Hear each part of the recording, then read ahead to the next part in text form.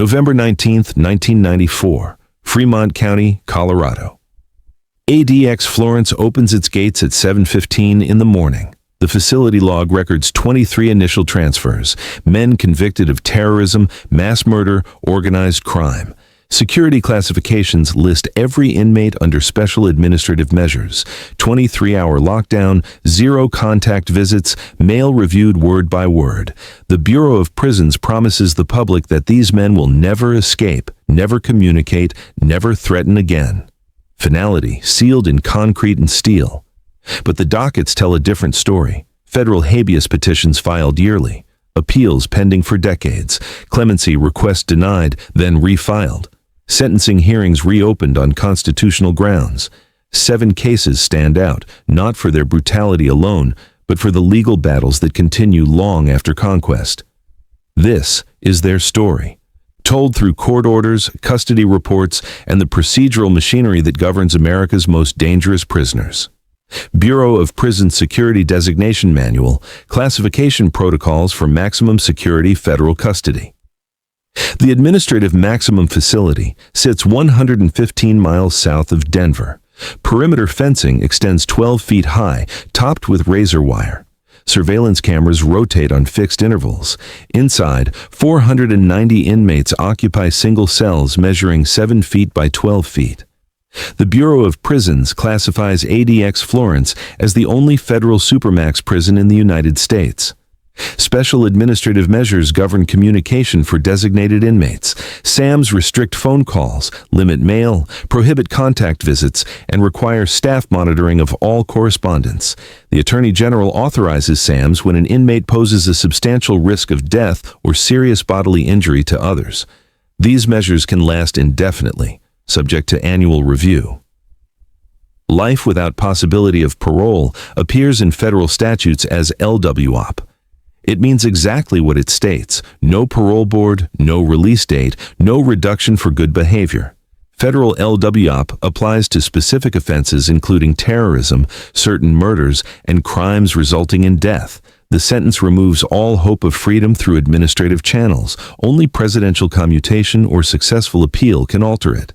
Security housing units within ADX isolate inmates from the general population. SHU placement occurs when facility officials determine an inmate threatens institutional safety. Conditions mirror SAMs: restricted movement, limited human contact, meals delivered to cells. Some inmates spend years in SHU status, awaiting transfer or disciplinary review. The public sees ADX Florence as a black box. Dangerous men go in and disappear from view.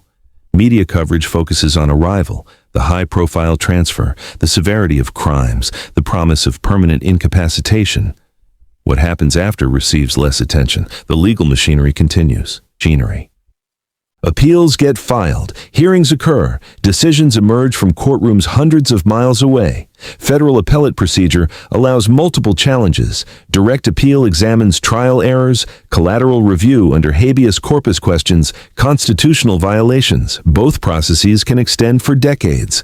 Courts scrutinize evidence, jury instructions, sentencing guidelines, and trial counsel performance. Each stage offers another opportunity to contest conviction or sentence. The contrast appears in the numbers. Between 2000 and 2020, federal inmates filed more than 18,000 habeas petitions. Courts granted relief in fewer than 1% of cases. Yet that 1% represents lives altered, sentences reduced, convictions overturned. The odds remain long. The process continues anyway. ADX Florence holds men convicted of acts the public cannot forget. The question is not whether they committed terrible crimes. The verdicts stand in the record. The question is, what happens next? How does the legal system manage cases where finality meets ongoing review, where punishment intersects with procedure, where the worst crimes collide with constitutional protections? 7 cases illustrate the complexity. Each represents a different path into ADX custody. Each presents unique legal challenges. Together, they reveal how American justice handles its most dangerous prisoners. United States versus Reed, Criminal Docket Number 02 CR 113 D Mass. Initial charging documents and sentencing order, December 22, 2001. American Airlines Flight 63 departs Paris for Miami. 197 passengers and crew are aboard. 60 minutes into the flight, a passenger attempts to ignite explosives hidden in his shoes. Flight attendants and passengers subdue him. The aircraft diverts to Boston. Federal agents take Richard Colvin Reed into custody at Logan International Airport. Reed faces 8 federal charges, including attempted use of a weapon of mass destruction and attempted murder. Prosecutors present evidence of TATP explosives sewn into Reed's shoes, enough to blow a hole in the aircraft fuselage. Forensic analysis confirms the device was functional. Only the moisture from Reed's perspiration prevented successful detonation. The trial occurs in United States District Court for the District of Massachusetts. Reed pleads guilty to all charges on October 4, 2002.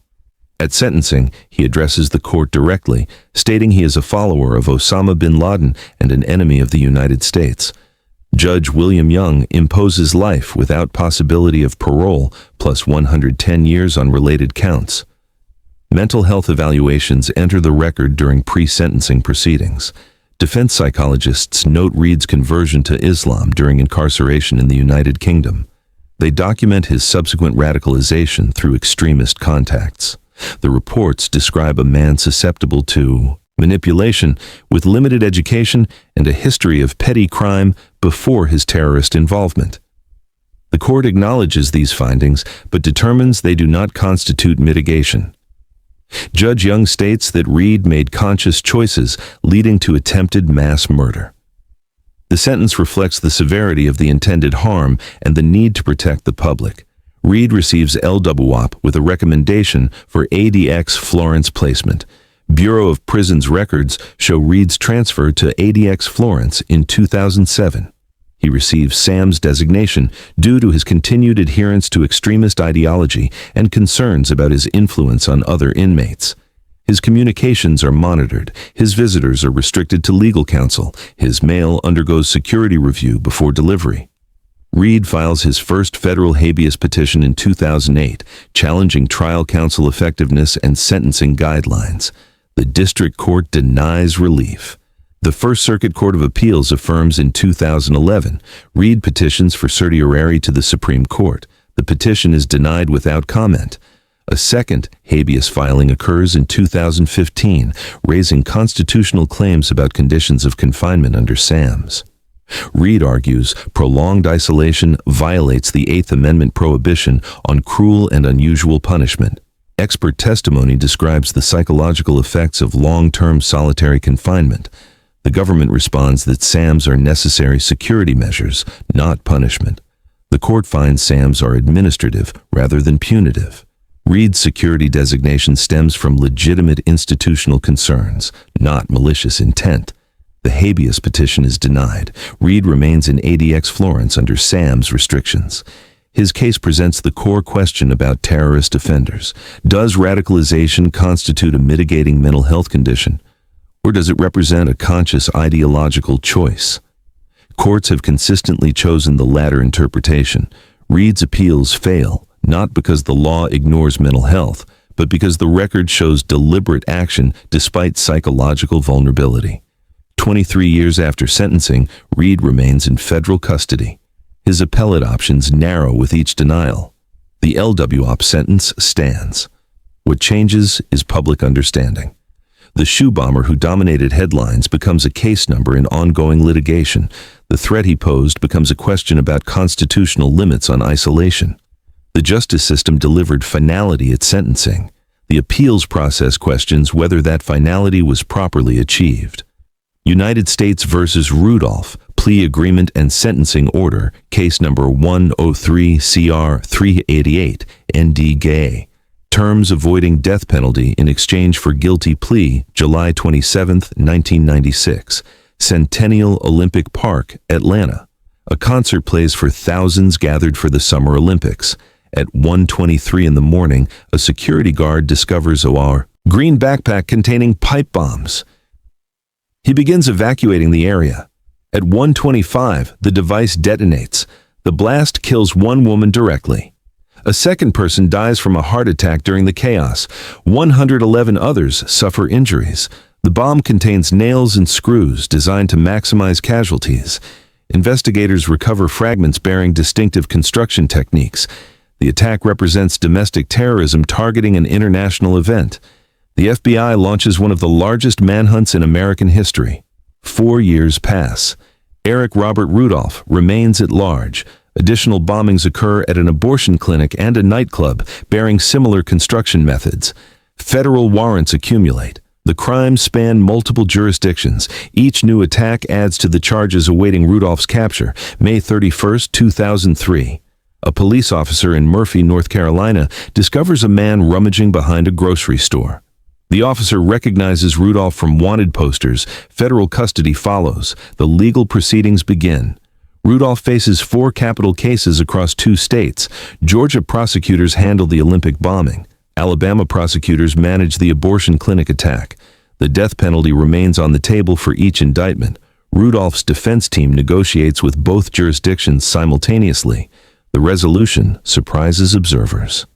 On April 8, 2005, Rudolph pleads guilty to all charges in exchange for life without possibility of parole. The agreement removes the death penalty option. It also requires Rudolph to provide information about his years in hiding and reveal the location of bomb-making materials he cached in the North Carolina mountains. At his sentencing hearing, Rudolph makes a statement. He describes his bombings as part of a campaign against abortion and what he terms the homosexual agenda. He expresses no remorse for the Olympic bombing, characterizing it as collateral damage in his larger mission. Victims and their families sit in the courtroom gallery, listening. Federal prosecutors defend the plea agreement as pragmatic. A capital trial would take years and offer no guarantee of a death sentence. Rudolph's cooperation led to the recovery of over 200 pounds of explosives still hidden in the Appalachian wilderness. The certainty of LWOP accomplishes the primary goal. Rudolph will never walk free. The Bureau of Prisons transfers Rudolph to ADX Florence in 2005. He receives standard maximum security classification initially, later modified to include enhanced monitoring due to his anti-government statements and potential influence on like-minded inmates. Rudolph does not receive full SAMs, but faces significant restrictions on communication and movement. Rudolph files no appeals. The plea agreement waives his appellate rights in exchange for the government's withdrawal of capital charges.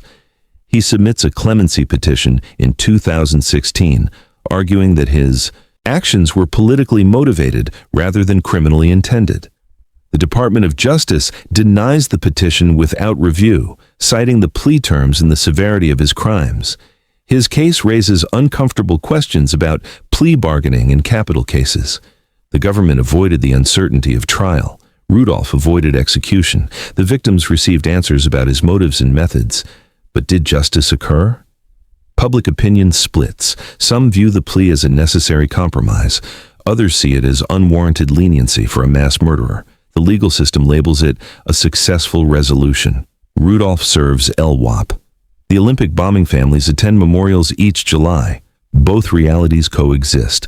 20 years into his sentence, Rudolph remains at ADX Florence. No appeals pending, no legal challenges filed. The case is closed in every procedural sense. Yet the question persists. Should a terrorist who killed and maimed ever receive a deal? The record provides no answer. Only the outcome. Life without parole, negotiated rather than adjudicated. Final, because both sides agreed it would be. United States versus Mustafa, case number 104, CR 356, SDNY. Superseding indictment and extradition record from the United Kingdom, Abu Hamza al-Masri arrives at ADX Florence on January 9, 2015. His path to American custody spans continents and decades. The case file weighs 11 pounds, containing extradition proceedings, international warrants, and trial transcripts from 2 countries. British authorities arrested Hamza in 2004 on American extradition warrants. The charges include hostage-taking in Yemen, conspiracy to establish a terrorist training camp in Oregon, and providing material support to terrorist organizations. Hamza fought extradition for 8 years. The European Court of Human Rights twice delayed his transfer, examining whether American prison conditions would constitute torture. The legal battle centered on SAMs. Hamza's attorneys argued that special administrative measures, combined with likely ADX placement, violated Article 3 of the European Convention on Human Rights. Expert testimony described isolation's psychological effects. The court ultimately ruled that SAMs represent legitimate security measures, not punishment designed to degrade. October 5, 2012. Hamza arrives on American soil. Federal marshals transport him to Manhattan for arraignment. The superseding indictment lists 11 counts. Prosecutors emphasize his role as a recruiter and ideological leader, not merely a participant in specific plots. The trial in 2014 reveals extensive evidence of Hamza's activities. Recorded sermons call for violence against non-Muslims. Testimony links him to the hostage-taking that killed 4 Western tourists in Yemen in 1998. Evidence shows his facilitation of terrorist training and his guidance to individuals later involved in attacks. Hamza's defense presents mitigation evidence. He lost both hands and one eye in an accident in Afghanistan decades earlier. Medical experts testify about chronic pain and its effects on his mental state. Psychologists describe how physical disability combined with religious fervor created vulnerability to extremist ideology. The jury convicts on all counts. At sentencing, Judge Catherine Forrest imposes life without possibility of parole. She notes that Hamza's physical limitations did not prevent him from causing tremendous harm through his words and influence. His disability constitutes neither excuse nor mitigation for facilitating terrorism. Bureau of Prisons assigns Hamza to ADX Florence with full SAMs. His security designation cites ongoing influence over extremist networks and the risk of communication with terrorist organizations. Hamza receives prosthetic accommodations for his physical disabilities, but otherwise faces the same restrictions as other SAMs inmates. His habeas petition, filed in 2016, challenges both conviction and conditions. The core argument addresses whether his extradition agreement limits the government's ability to impose SAMs. Hamza contends that British authorities would not have approved extradition had they known about his ultimate custody conditions. The Southern District reviews the extradition record. The court finds no explicit prohibition on SAMs. The European Court of Human Rights addressed potential ADX placement and found it acceptable. Hamza received the prison conditions the extradition proceedings contemplated. His habeas claims fail. A second challenge targets his prosthetics and medical care. Hamza argues that ADX staff inadequately maintain his prosthetic hands and that he cannot practice his religion effectively without proper accommodations. Prison medical records become part of the litigation. The government demonstrates regular prosthetic maintenance and accommodation for prayer despite physical limitations. The court distinguishes between perfect accommodation and constitutionally adequate care. ADX provides the latter. The medical claims are denied. Hamza's case presents unique questions about international extradition and American custody. The United Kingdom sent him to the United States with assurances about treatment. Those assurances did not include freedom from security measures. 8 years of litigation in Europe concluded that American Supermax confinement falls within acceptable boundaries. He remains at ADX Florence, serving LDAWAP under SAMs. His appeals continue at the Second Circuit, raising claims about trial errors and prosecutorial misconduct. The likelihood of success remains minimal. The evidence against him was overwhelming. The sentence reflects the severity of facilitation terrorism. What distinguishes Hamza's case is the international dimension. 2 judicial systems reviewed his circumstances before American courts even convened. Each found that justice permitted his prosecution and confinement. The result? A man with severe disabilities spending life in isolation, thousands of miles from his home country, for crimes of ideology and facilitation rather than direct violence. The record shows all procedures were followed. The question of whether they should have been receives no legal answer. United States vs. Abdul Muttalab, case number 210 CR 2005, E.D. Mish, trial transcript, sentencing hearing, and victim impact statements, December 25, 2009. Northwest Airlines Flight 253 approaches Detroit Metropolitan Airport. 279 passengers and crew are aboard. 80 minutes before landing, passengers smell smoke and see flames near seat 19A. Umar Farouk Abdul Muttalib attempts to detonate explosives sewn into his underwear. The device contains petin, a plastic explosive. It fails to fully ignite. Passengers and crew subdue Abdul Muttalib and extinguish the fire. The aircraft lands safely. Federal agents take him into custody. Abdul Muttalib suffers severe burns to his hands and thighs from the partial detonation. At the hospital, he speaks freely to FBI agents, stating he received training in Yemen and intended to bring down the aircraft over American soil. He describes his mission as retaliation for American military actions in Muslim countries. The charging documents arrive quickly. Abdul Muttalib faces 8 counts, including attempted use of a weapon of mass destruction and attempted murder. His statements to investigators become key evidence. Forensic analysis confirms the device was capable of destroying the aircraft if properly detonated. His trial begins in October 2011. The defense does not contest his actions. Instead, attorneys present mitigation evidence. Abdul Muttalib was 23 years old at the time of the attempt. Psychologists testify about his radicalization process, which accelerated during his university years in London. His family describes a quiet, religious young man who became isolated from moderate influences. Defense experts argue that age and mental health factors warrant consideration. Abdul Muttalib's brain development was incomplete. His vulnerability to extremist manipulation was heightened. His intent, while criminal, stemmed from ideological indoctrination rather than inherent evil. The prosecution presents testimony from passengers. They describe terror in the cabin, children crying, the smell of burning flesh, the certainty that they were about to die. 157 victim impact statements enter the record. Each describes lasting psychological trauma. On February 16, 2012, Judge Nancy Edmonds sentences Abdul Muttalib to life without possibility of parole plus 50 years on consecutive counts. She acknowledges his youth, but emphasizes his deliberate choice to board an aircraft with functioning explosives. Intent matters more than incomplete execution. Abdul Muttalib's transfer to ADX Florence occurs in 2013.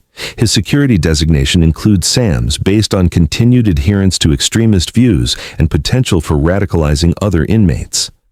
Bureau of Prisons psychological evaluations note his ongoing commitment to violent jihad despite incarceration. His direct appeal focuses on sentencing guidelines. Defense attorneys argue that his age should have resulted in a lesser sentence, pointing to Supreme Court precedents limiting juvenile life sentences. The Sixth Circuit examines the argument carefully. The court notes that Abdul Muttalib was an adult under federal law, age 23 at the time of his crime. The juvenile sentencing cases do not apply. The appellate court also reviews whether LWOP constitutes cruel and unusual punishment for a defendant whose bomb failed to detonate. The opinion acknowledges that no one died. It also notes that the failure resulted from chance, not Abdul Muttalib's change of heart. The intended harm determines the sentence, not the fortuitous outcome. The conviction and sentence are affirmed. Abdul Muttalib files a habeas petition in 2018, raising ineffective assistance of counsel claims. He argues that trial attorneys should have presented more extensive mental health evidence and challenged the government's terrorism enhancements more vigorously. The district court reviews the trial record. Defense counsel conducted thorough mitigation investigation and made strategic choices about presentation. The petition is denied. His case raises persistent questions about age and culpability in terrorism cases. The brain science is clear. 23-year-olds have not reached full neurological maturity, yet federal law treats them as fully responsible adults. Sentencing guidelines include no special provisions for young adult offenders. 15 years after his crime, Abdul Muttalib remains at ADX Florence. No pending appeals, no viable legal challenges. The LWOP sentence stands. His case joins dozens of others where youth presented mitigation arguments and courts found them insufficient to alter outcomes. The law balances competing interests, individual culpability against public safety, age-based vulnerability against deliberate criminal choice.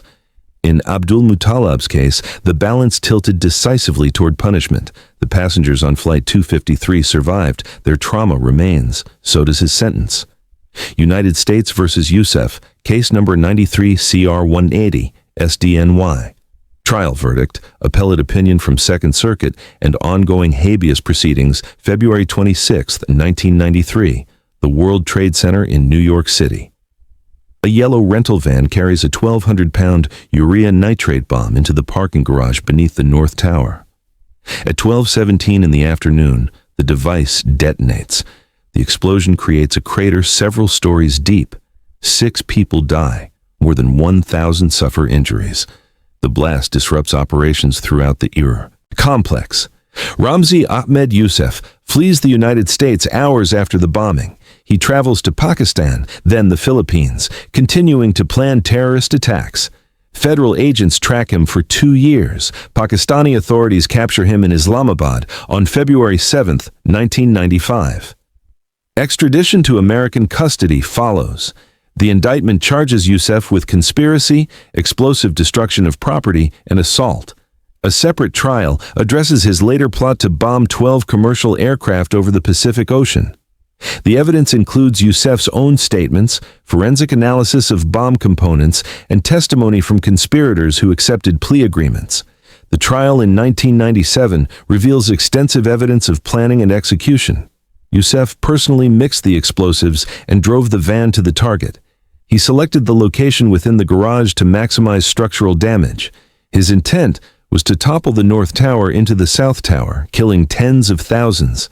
Defense attorneys present limited mitigation. Youssef's background includes displacement during the Gulf War and exposure to extremist ideology in Afghanistan. Psychologists testify about the effects of witnessing violence during childhood. The defense argues that trauma shaped his worldview and contributed to his radicalization. The prosecution counters with evidence of Youssef's sophistication. He possessed engineering knowledge. He planned meticulously. He evaded capture for years while continuing terrorist activities. His actions reflected calculated malice, not trauma-driven impulse. On November 12, 1997, a jury convicts Youssef on all counts. Judge Kevin Duffy sentences him to life without possibility of parole, plus 240 years on related charges. The sentence includes a judicial recommendation for maximum security custody. Youssef transfers to ADX Florence in 1998. He receives SAM's designation immediately based on his leadership role in terrorist networks and ongoing communication with extremist organizations. His security status has never been downgraded. His appellate history spans decades. The Second Circuit affirms his conviction in 1999, finding no trial errors warranting reversal. The Supreme Court denies certiorari. Youssef files his first habeas petition in 2001, claiming ineffective assistance of counsel and improper jury instructions. The habeas proceedings unfold slowly. Discovery occurs. Expert witnesses testify. The district court issues a partial ruling in 2007, denying most claims but ordering additional briefing on whether trial counsel adequately investigated mental health mitigation. The litigation continues.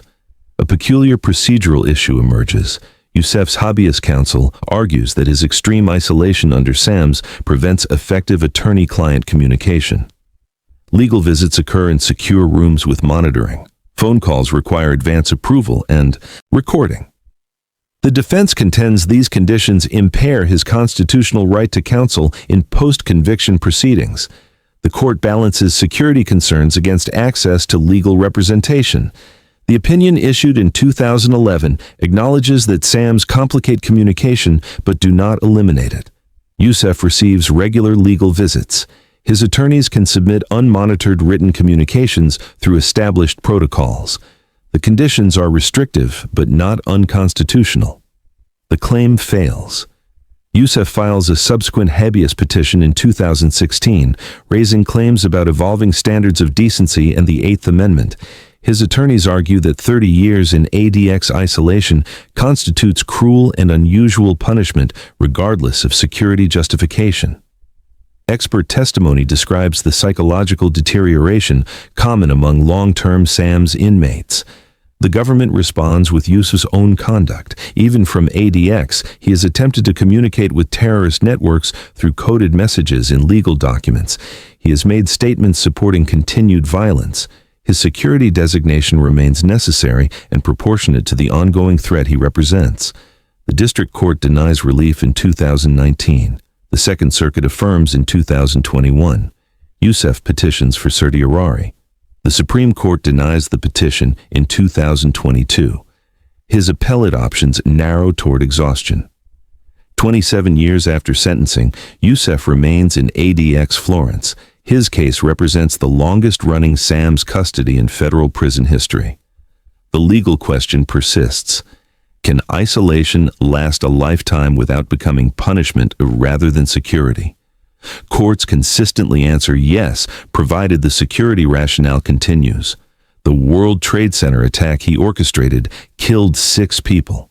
8 years later, the towers he failed to topple fell anyway. The connection remains symbolic rather than operational, but victims' families link both events in their memory. Yusuf's sentence ensures he will never leave custody. Whether it ensures justice remains a question without consensus. United States v. Nichols, case number 96 CR 68, D. Colo. Federal conviction, Oklahoma State trial record, and clemency petition denial, 2023, April 19, 1995. 9:02 in the morning. The Alfred P. Murrah Federal Building in Oklahoma City. A rental truck carrying a massive fuel and fertilizer bomb sits parked at the curb. The explosion destroys the building's north face. 168 people die, including 19 children in a daycare center. More than 650 suffer injuries. The investigation identifies 2 conspirators, Timothy McVeigh and Terry Lynn Nichols. Evidence shows they planned the bombing for months, acquiring materials and conducting surveillance. Both held anti-government ideologies. Both served in the army together. Both participated in the construction of the bomb. McVeigh receives death sentences in both federal and state courts. Nichols faces separate trials in each jurisdiction. The federal case proceeds first. On December 23, 1997, a federal jury convicts Nichols of conspiracy and involuntary manslaughter, but acquits him of first-degree murder charges. The jury cannot reach unanimity on the death penalty. Judge Richard Match sentences Nichols to life without possibility of parole on the federal counts.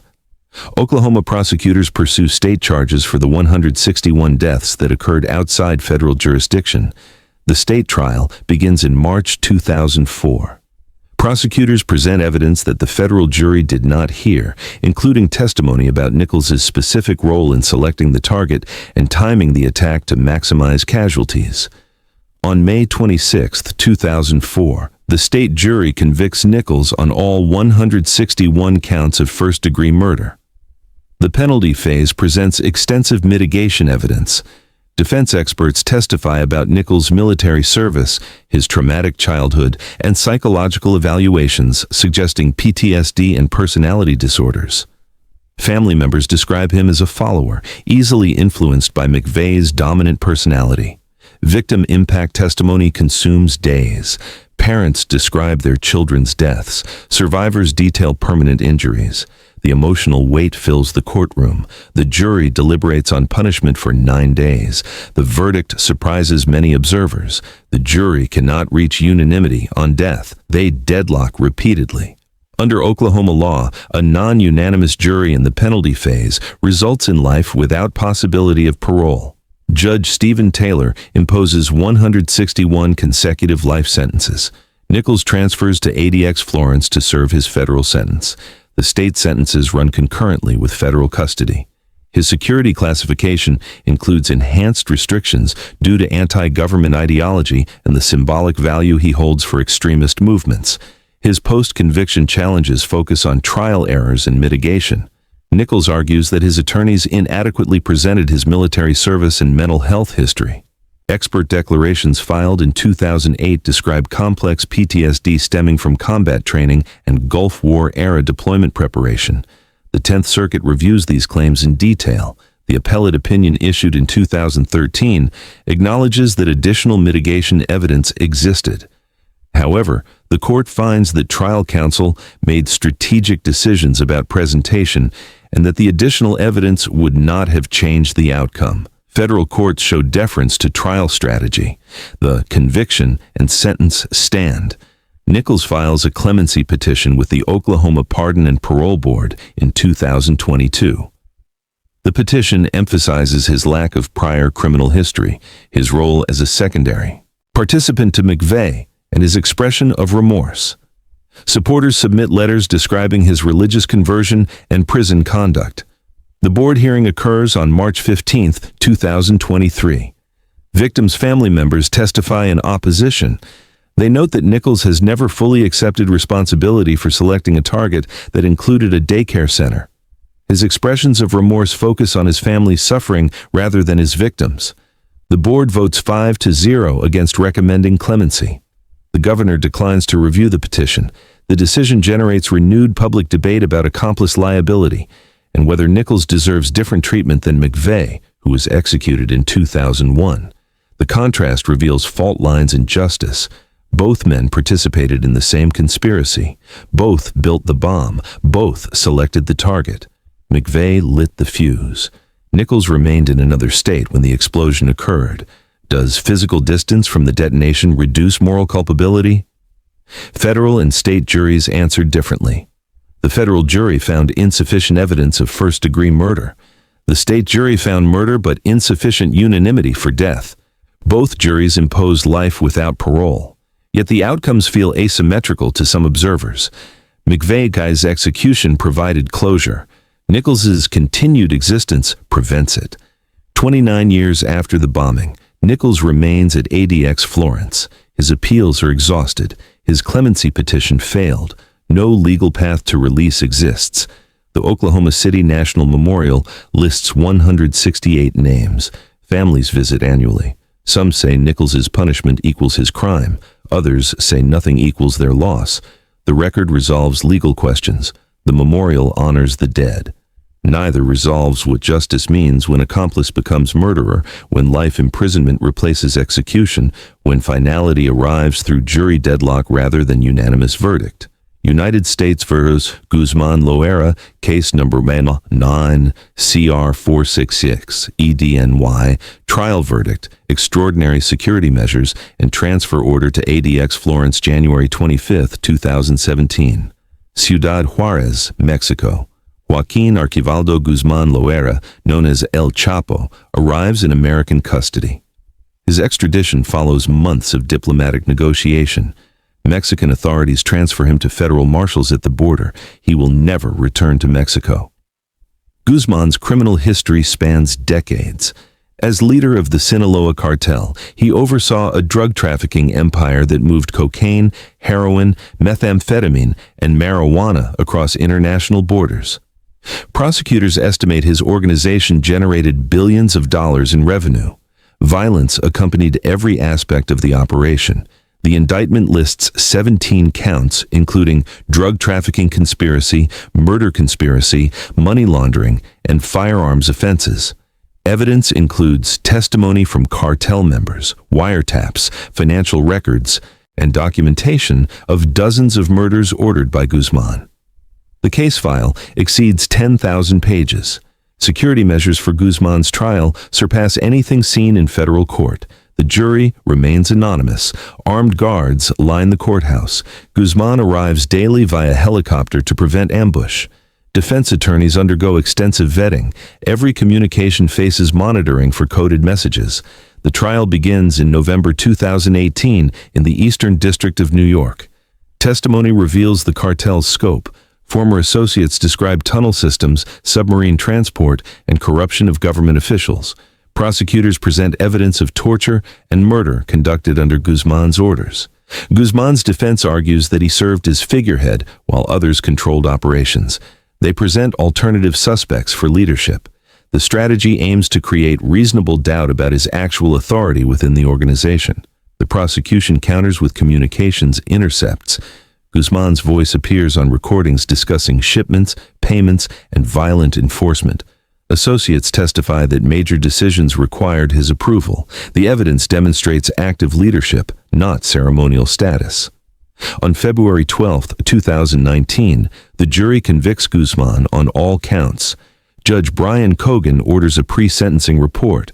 Federal probation officers interview Guzman and review his history. The report recommends life without possibility of parole, plus 30 years on consecutive counts. Sentencing occurs on July 17, 2019. Victims and their families testify about cartel violence. One woman describes her son's torture and murder. Another details forced displacement from her village. The human cost of Guzman's enterprise fills the record. Judge Cogan imposes life without possibility of parole, plus 30 years, and orders $200 in fines representing estimated cartel proceeds. The sentence includes forfeiture of $12.6 billion in assets. The government will never collect the full amount. The symbolic value matters more than practical recovery. Guzman transfers to ADX Florence immediately. His security classification exceeds even standard SAMs. He receives what the Bureau of Prisons terms extraordinary security measures. Cell placement in the most secure wing. Guards assigned specifically to his custody, communications monitoring extending to attorney visits, video surveillance of his cell 24 hours daily. The measures respond to Guzman's escape history. He broke out of Mexican maximum security prisons twice. The first escape in 2001 involved bribing guards. The second, in 2015, used a tunnel dug directly to his cell. Both escapes demonstrated extraordinary resources and organizational reach. His habeas petition, filed in 2021, challenges the conditions of confinement. Guzman argues that constant surveillance and isolation exceed any legitimate security purpose and constitute punishment without due process. Defense experts testify that his treatment surpasses even other ADX inmates. The government's response details ongoing security concerns. Intelligence reports show cartel members discussing rescue attempts. Intercepted communications reference bribing American prison staff. Financial forensics reveal attempts to move money for potential escape operations. The extraordinary measures address extraordinary threats. The Eastern District reviews the evidence in detail. The court's opinion in 2022 acknowledges that Guzman faces harsher conditions than typical ADX inmates. However, his unique escape history and cartel resources justify enhanced security. The conditions are restrictive but proportional to demonstrated risk. The habeas petition is denied. Guzman files notice of appeal to the Second Circuit. The appeal remains pending as of 2025. His attorneys continue to argue that indefinite extreme isolation violates international human rights standards. They cite United Nations reports on solitary confinement and expert testimony about psychological harm. The government maintains that Guzman created his own circumstances. His escapes demonstrated that standard maximum security cannot contain him. His cartel maintains operational capacity and loyalty. The risk of rescue or communication with criminal networks requires measures beyond typical SAMs. His case presents questions about the outer limits of secure custody. If standard ADX conditions proved insufficient for Mexican prisons, what level of restriction becomes necessary? When does security cross into punishment? Courts defer to Bureau of Prisons expertise on these questions. Guzman's extraordinary circumstances produce extraordinary measures. 6 years into his sentence, Guzman remains under the most restrictive custody in federal prison history. His appeals continue. His cartel continues operations under new leadership. The Sinaloa organization moves drugs across borders as it did before his capture. His imprisonment removed one leader. It did not dismantle the enterprise. The justice system measured success by conviction and custody. The sentence guarantees Guzman will die in American prison. Whether it achieves justice for his victims depends on perspective. Some see his isolation as appropriate consequence. Others view it as excessive control that exceeds legitimate security needs. The record shows both realities. Guzman built an empire on violence and corruption. That empire provided resources for escape that exceeded anything American prisons previously faced. Enhanced custody responds to demonstrated capability, not theoretical concern. The law permits measures necessary to prevent flight and protect public safety. In Guzman's case, necessity requires conditions approaching total isolation. Amnesty International Report on Long-Term Solitary Confinement in U.S. Supermax Facilities, 2023, Policy Analysis and Recommendations. The 7 cases at ADX Florence share common elements despite their different paths to custody. Each involves crimes of extraordinary severity. Each resulted in life without possibility of parole. Each faces ongoing legal challenges despite years or decades in custody. Together, they reveal patterns in how American justice handles its most dangerous prisoners. Legal turning points arrive slowly in federal post-conviction proceedings. The initial direct appeal typically concludes within 3 to 5 years of sentencing. Then begins the longer process of collateral review. Habeas corpus petitions raise constitutional claims. These proceedings can extend for decades. Statistics demonstrate the pattern. Between 2000 and 2020, federal inmates filed 18,400 habeas petitions. District courts granted relief in 172 cases. That represents a success rate of 0.9%, yet those 172 cases included sentence reductions, conviction reversals, and resentencing orders. The appeals process continues because the stakes justify persistence. For inmates serving life without parole, any reduction matters. A sentence converted from LWOP to life with parole possibility changes everything. An overturned conviction offers hope of release. Even modifications to custody conditions improve daily existence. Reed, Rudolph, Hamza, Abdul Muttalib, Youssef, Nichols, and Guzman all filed multiple challenges. Courts denied relief in nearly every instance. The denials followed predictable patterns. Trial counsel performed adequately. Sentencing guidelines were properly applied. Custody conditions meet constitutional minimums. Security measures serve legitimate purposes. Yet the challenges continue. New legal theories emerge. Supreme Court decisions modify constitutional standards. Lower courts must apply new precedents to old cases. The cycle repeats. One notable development affects terrorism cases. In 2021, the Supreme Court limited sentencing enhancements for crimes that did not result in death. The decision in United States v. Taylor held that threatened violence receives less severe enhancement than actual violence. Defense attorneys immediately filed motions to apply the ruling retroactively. Federal prosecutors opposed retroactive application. They argued that Taylor addressed specific statutory language not present in terrorism convictions. The circuit courts split on the issue. The Second, Fifth, and Ninth Circuits found Taylor inapplicable to terrorism enhancements. The Fourth and Seventh Circuits found potential applicability requiring case-by-case review. Abdul Muttalib's attorneys filed a Taylor motion in 2022. They argued that the failed detonation on Flight 253 should receive lesser enhancement under the new standard. The government responded that terrorism statutes operate independently from the provisions Taylor addressed. The Eastern District of Michigan denied the motion in 2023. The court found that terrorism enhancements focus on intent and international implications rather than completed harm. Taylor does not require resentencing. Abdul Muttalib's appeal remains pending at the Sixth Circuit. Similar motions followed in other terrorism cases. Hamza filed in 2023. Youssef filed in 2024. Each argues for sentence reduction based on the Taylor principle that incomplete harm matters for enhancement purposes. None have succeeded thus far. The legal battle continues. A separate development affects SAM's designations. Civil rights organizations challenge the lack of procedural protections before SAM's imposition. Inmates receive notice of designation, but no hearing. No neutral arbiter reviews the Attorney General's decision. Defense attorneys cannot cross-examine the evidence supporting enhanced restrictions. The litigation in Arif vs. Holder consolidated challenges from multiple SAM's inmates. The Second Circuit opinion in 2020 addressed due process requirements. The court held that SAMs involve administrative determinations rather than punishment. Therefore, reduced procedural protections suffice. The government must provide notice and general justification. It need not disclose specific intelligence or permit adversarial proceedings. The decision disappointed civil liberties advocates. It also clarified the limits of judicial review. Courts examine whether the government followed proper procedures and whether security justifications exist.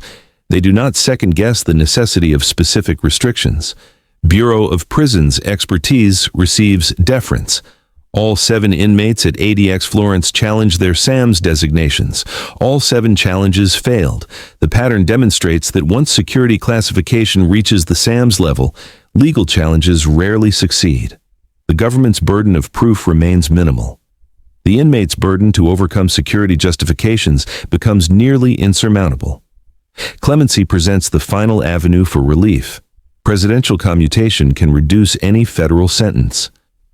The Department of Justice maintains an Office of the Pardon Attorney to review petitions. Statistics show extreme selectivity. Between 2001 and 2021, federal inmates filed 36,000 commutation petitions. Presidents granted 382. That represents a success rate of 1.06%. The grants concentrated in specific years when presidents issued numerous commutations near the end of their terms. None of the 7 inmates profiled here received clemency consideration beyond initial screening. The Pardon Attorney's Office declined to recommend any case for presidential review. The severity of their crimes places them crimes outside clemency norms. Terrorism, mass murder, and cartel leadership do not generate sympathetic review.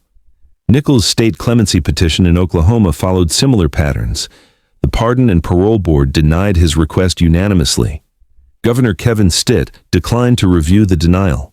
State clemency in capital-eligible cases shows even lower success rates than federal commutation. Oklahoma granted clemency in 3 death penalty cases between 2000 and 2023. All 3 involved defendants with intellectual disabilities or severe mental illness. Nichols presented mental health mitigation, but not at the level courts recognize as disabling. His petition fell outside the narrow clemency window. The turning points these inmates seek remain elusive. Legal standards evolve slowly. Constitutional protections for prisoners expand incrementally. Individual cases rarely benefit from broad doctrinal shifts. The justice system delivered finality at sentencing. Post-conviction proceedings question that finality, but rarely overturn it. Federal Bureau of Prisons Statistical Report, Fiscal Year 2023. Custody classifications, segregation duration, and appeal outcomes. Numbers tell stories courts sometimes miss. The median time from federal conviction to final appeal resolution runs 8.3 years. For inmates at ADX Florence serving life without parole, the timeline extends considerably longer. Their cases involve multiple rounds of habeas review, each taking years. Reed has been in federal custody for 23 years. His case remains technically active through ongoing challenges to SAM's conditions. Youssef marks 32 years since arrest. His habeas proceedings continue at the Second Circuit. These timelines dwarf typical post-conviction processes. The Bureau of Prisons houses 490 inmates at ADX Florence. 321 serve life sentences. 207 have life without possibility of parole. 163 face SAM's restrictions. The numbers reveal that ADX concentrates the federal system's most severe sentences and highest security classifications. Average time in ADX custody runs 11.4 years. Some inmates transfer to lower security after demonstrating behavioral improvement. Others remain at ADX for their entire sentence. The 7 profiled here fall into the latter category. Their security classifications have not decreased since arrival. SAM's reviews occur annually. The Attorney General must reauthorize restrictions each year based on updated security assessments. Data shows reauthorization rates exceeding 98%. Once SAMs begin, they rarely end. The designation becomes effectively permanent, despite its technically temporary nature. Psychological studies document effects of long-term isolation. Research by Gratian and others demonstrates that prolonged solitary confinement produces anxiety, depression, hallucinations, and cognitive decline. The effects intensify after 5 years. ADX inmates frequently exceed that threshold by multiples. Defense attorneys cite these studies in habeas petitions. They argue that documented psychological harm constitutes cruel and unusual punishment. Courts acknowledge the research, but find security needs override humanitarian concerns. The Eighth Amendment prohibits wanton infliction of pain. It does not prohibit necessary restrictions that incidentally cause suffering. The legal standard focuses on intent. If isolation serves legitimate security purposes, psychological effects do not render it unconstitutional. The government need not choose the least restrictive alternative. It must choose reasonable measures that address identified risks. All 7 inmates presented expert testimony about isolation's effects. Psychologists described their deteriorating mental health. Some inmates showed symptoms of trauma-induced psychosis. Others exhibited severe depression. Courts found these conditions regrettable, but not unconstitutional. The alternative would require releasing dangerous inmates to general population or lower security. Courts consistently reject that option. Public safety concerns outweigh individual suffering when inmates demonstrated extraordinary danger. The calculus favors security over comfort. Financial costs also tell a story. ADX Florence operates at approximately $330 million annually. That translates to roughly $673,000 per inmate per year. Standard federal prisons cost approximately $43,000 per inmate annually. ADX custody costs 15 times more. The expense buys additional guards, enhanced surveillance, specialized facilities, and administrative overhead. It also funds legal defense of custody conditions. The government spends millions annually defending SAM's and ADX placement in court. Every habeas petition requires response. Every appeal demands briefing. Taxpayers fund both sides of these legal battles. Public defenders receive federal funding. Appointed counsel in habeas cases bill at government rates. Prosecutors work for the Department of Justice. Judges receive federal salaries. The entire apparatus costs tens of millions annually across all ADX cases. Yet the challenges continue because constitutional rights do not disappear at the prison gate. Courts must review claims even when success seems unlikely. The process matters independent of outcome. Procedural justice requires meaningful opportunity to be heard. Statistics on procedural justice show interesting patterns. Inmates who receive full hearings on their claims report higher satisfaction with outcomes even when courts rule against them.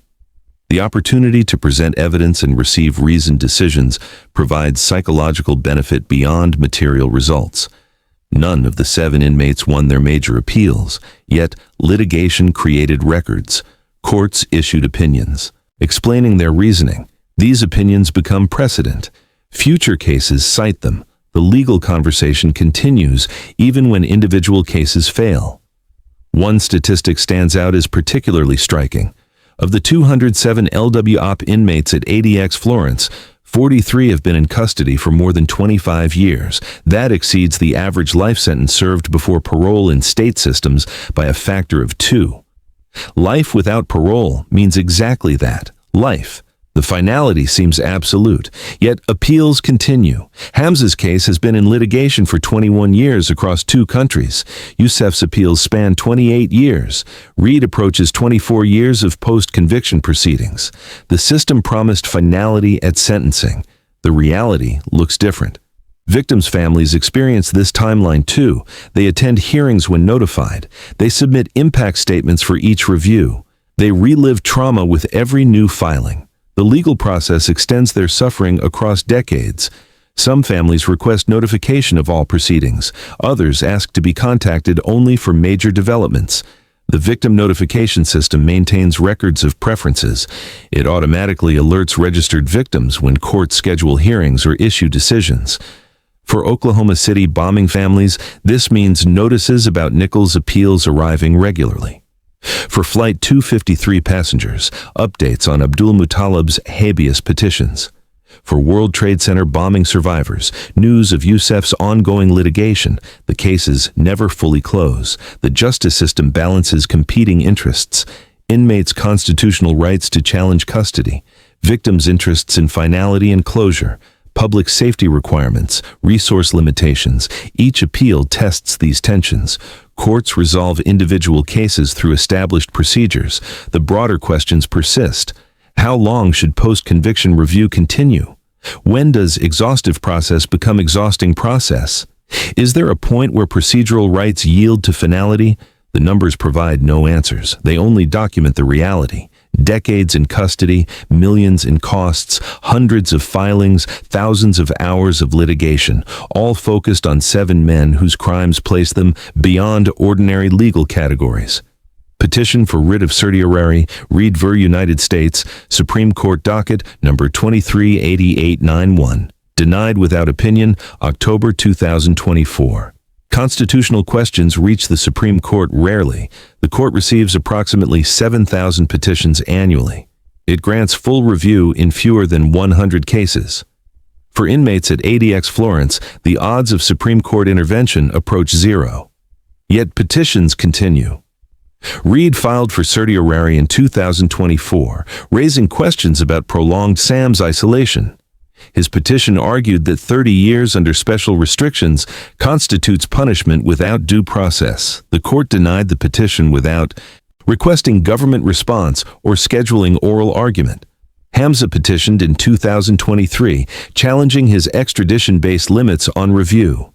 He argued that the United Kingdom's extradition approval created enforceable limits on American custody conditions. The court denied cert. The Second Circuit's opinion stands as final. Yusuf filed in 2022, presenting Eighth Amendment challenges to decades-long SAMs. His petition included extensive expert declarations about psychological harm.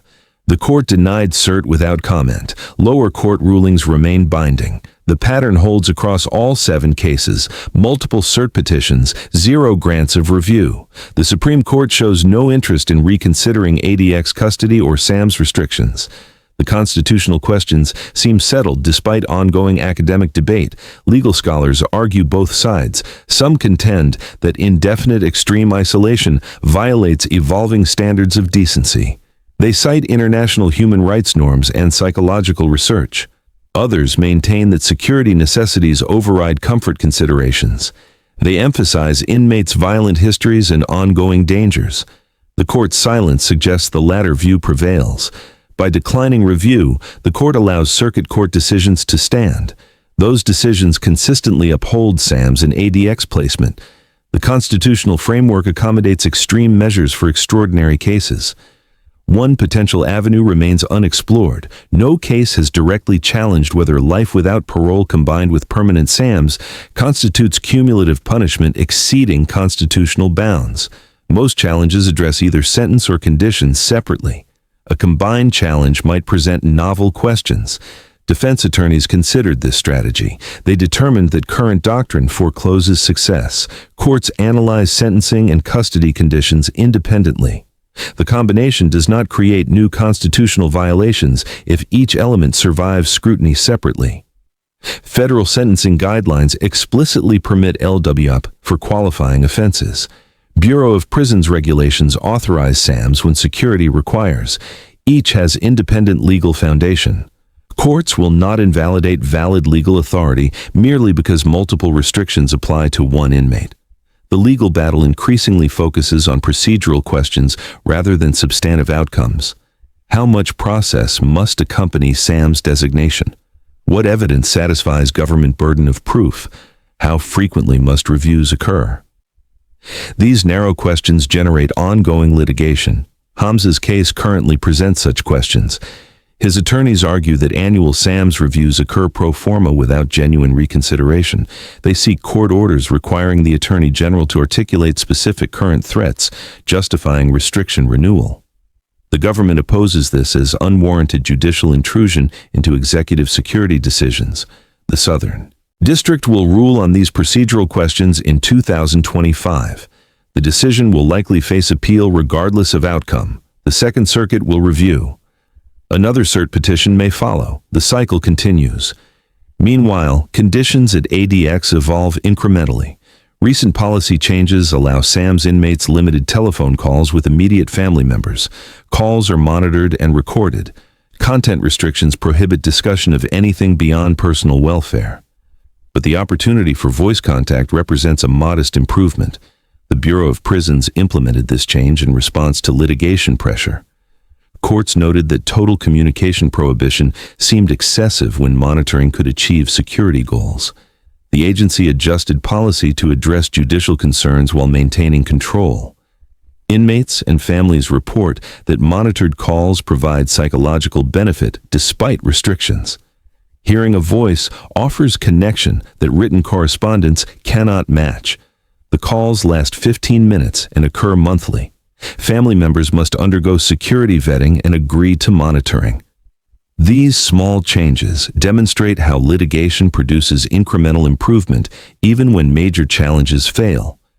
Courts will not order wholesale policy revision. They will require procedural fairness and reasonable accommodation where security permits. Over time, pressure accumulates toward slightly less restrictive practices. Defense attorneys view these adjustments as validation.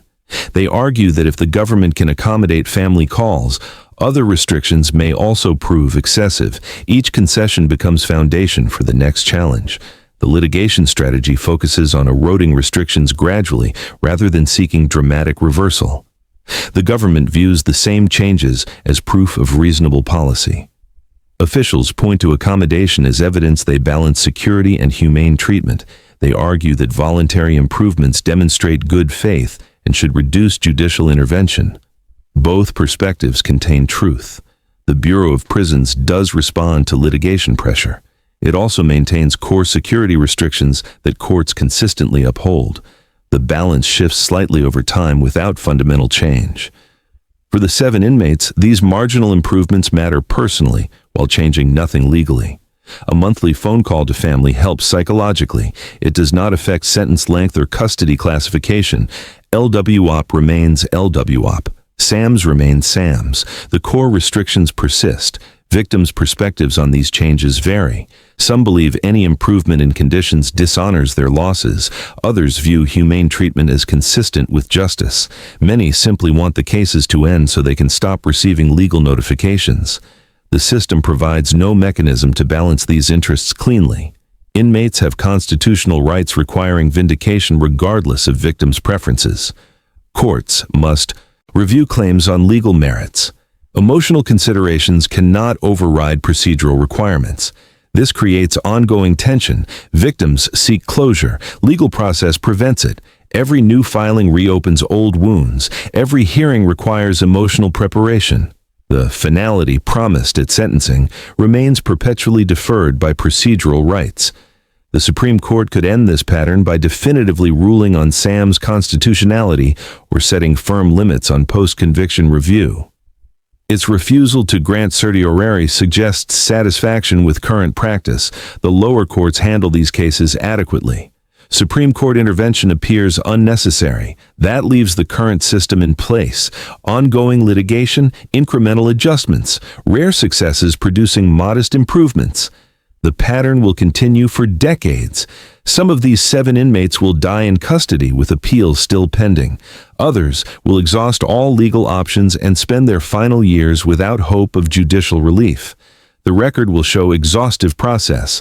Whether it shows justice depends on perspective that courts cannot adjudicate. Bureau of Prisons Policy Memorandum on Long-Term High-Security Custody Management, October 2024. Administrative Guidelines and Review Protocols. The 7 cases examined here represent broader patterns in federal criminal justice. They show how the system handles its most dangerous prisoners. They reveal the gap between sentencing rhetoric and post-conviction reality. They demonstrate that finality remains theoretical when constitutional review continues indefinitely. Policy consequences extend beyond these individual cases. ADX Florence exists because federal courts determined that some inmates require isolation exceeding standard maximum security. The facility's creation followed high-profile escapes and attacks at other prisons. Security failures produced the Supermax solution. Once ADX existed, its use expanded. Initial projections estimated capacity requirements at 250 inmates. Current population exceeds 490. The facility that began as housing for the most dangerous evolved into the destination for anyone classified as high security risk. Classification criteria broadened over time. Initial ADX custody targeted inmates who killed guards, led prison gangs, or orchestrated escapes.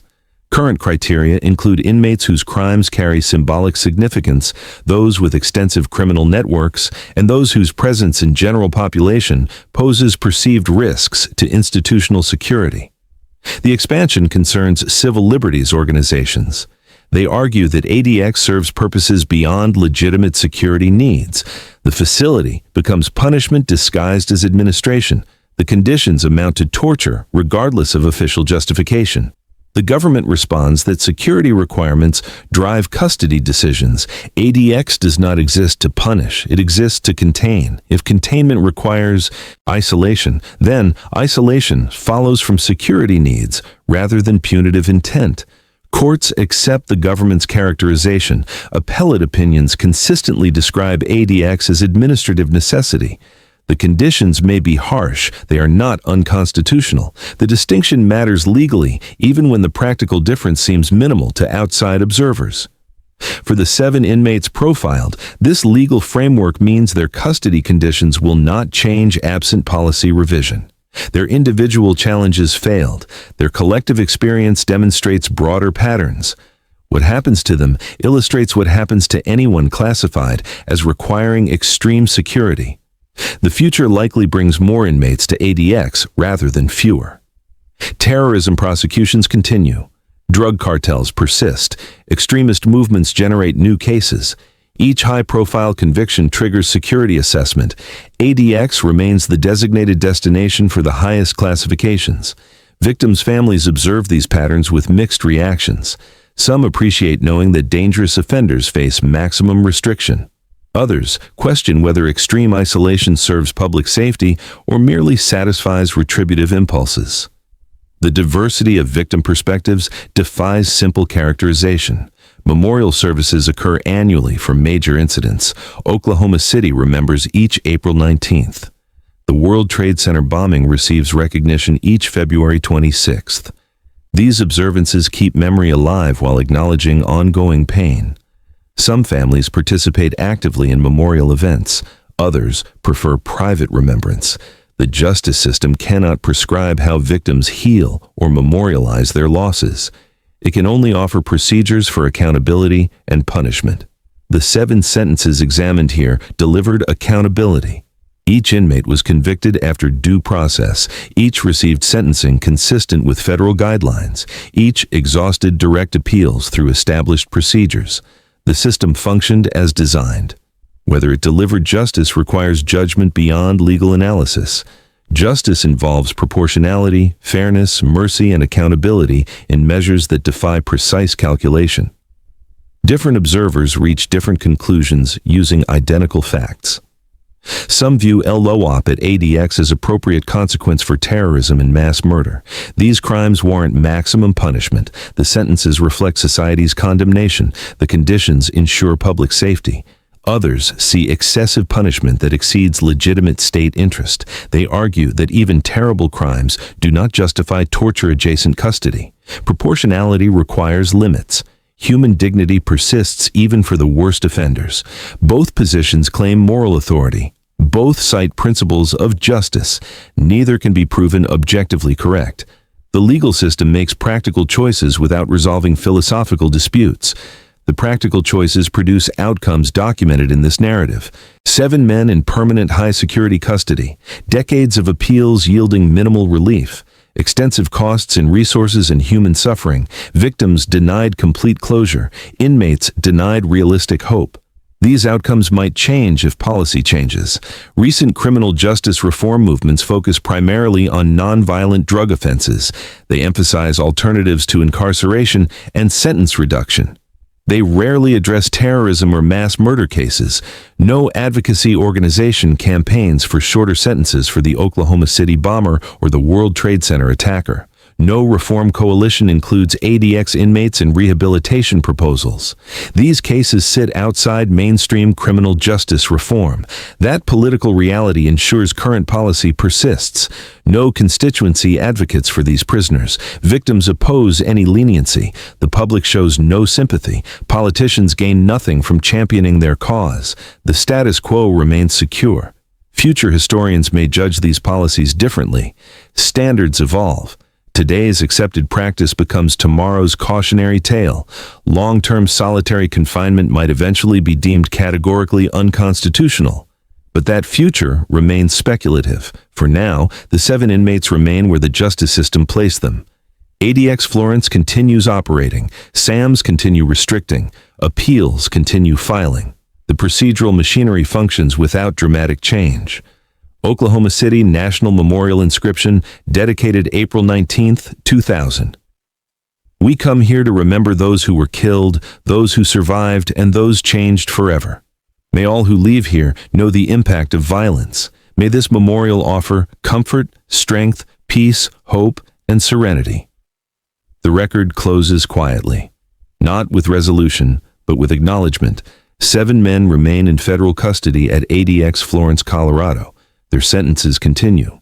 Their appeals wind through circuits. Their custody conditions persist despite ongoing challenges. Richard Reed, 24 years in custody, projected natural life remaining. Eric Rudolph, 20 years served of life without parole. Abu Hamza Al-Masri, 10 years at ADX, appeals pending. Umar Farouk Abdul Muttalib, 13 years served, age 39. Ramzi Youssef, 32 years in custody, ongoing habeas proceedings.